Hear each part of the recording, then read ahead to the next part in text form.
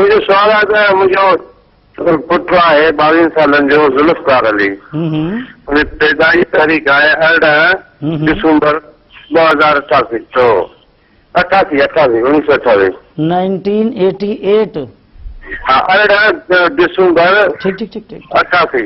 Okay right. छा मसलो छा आहे? तो मैट्रिक कई थी पर दिलचस्पी पढ़ण सां कोन अथसि ऐं जेकॾहिं मां हुनखे ट्रांसपोर्ट या बस या का अहिड़ी शइ वठी या उहो हलाईंदो या कामयाब थींदो को बि कंहिं बि कम ते हुनजी दिलचस्पी लॻे कान थी। ठीक न घर में थी लॻे न ॿाहिरि थी लॻे ऐं आहे बि दादलो हिकिड़ो पुटु आहे 2 नंढड़ा आहिनि उहो बि आहे पर ग़लति सोबत मची आहे उन करे कंहिं कमकार मां आहे कोन हुनजे लाइ अहिड़ी का शइ तजवीज़ करे लॻे थो हुनजो सही थिए रोज़गार सां लॻे।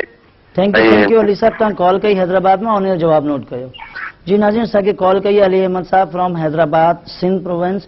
अली साहब तव्हां नोट कयो इल्मुल अदाद जी रोशनी में ज़ुल्फ़कार साहब जेको आहे न ज़मीनदारी लाइ बेस्ट डिजिट ऐं अदद ऐं नंबर रखे थो। एग्रीकल्चर जी फील्ड में बहितरीन लक ऐं नसीब मौजूद आहे according to numerology according to his detail according to his name. ॿियो जेको आहे इल्मुल अदाद जी रोशनी में लकी डेज़ नोट कयो ज़ुल्फ़कार जो जेको तव्हांजो पुटु आहे। इल्मुल अदाद जी रोशनी में फ्राइडे ऐं वेडनेसडे यानी अरबा जो ॾींहुं ऐं जुमे जो ॾींहुं बेस्ट आहिनि हिन जे लाइ। एग्रीकल्चर फील्ड में खोड़ कामयाबी ॾिसण में अचे थी। कलर जेको आहे लकी कलर जेको इल्मुल अदाद जी रोशनी में ठहे थो वाइट। हिते शामिल कंदासीं अॼु जो लास्ट कलर ॾिसां तो केरु आहे। अस्सलाम वालेकुम। जी ॻाल्हायो। टीवी जो वॉल्यूम बंदि कयो। साईं ॿुधायो टीवी जो वॉल्यूम बंदि कयो प्लीज़। जी हाणे ॻाल्हायो। जी ॻाल्हायो।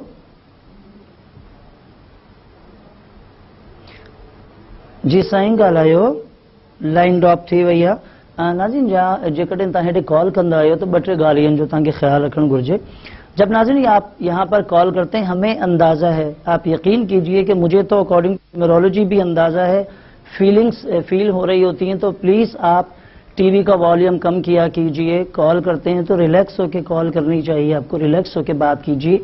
एक कॉल में एक कॉलर के बारे में पूछिए, पहले नाम बताइए फिर निकनेम और तारीख़ पैदाइश।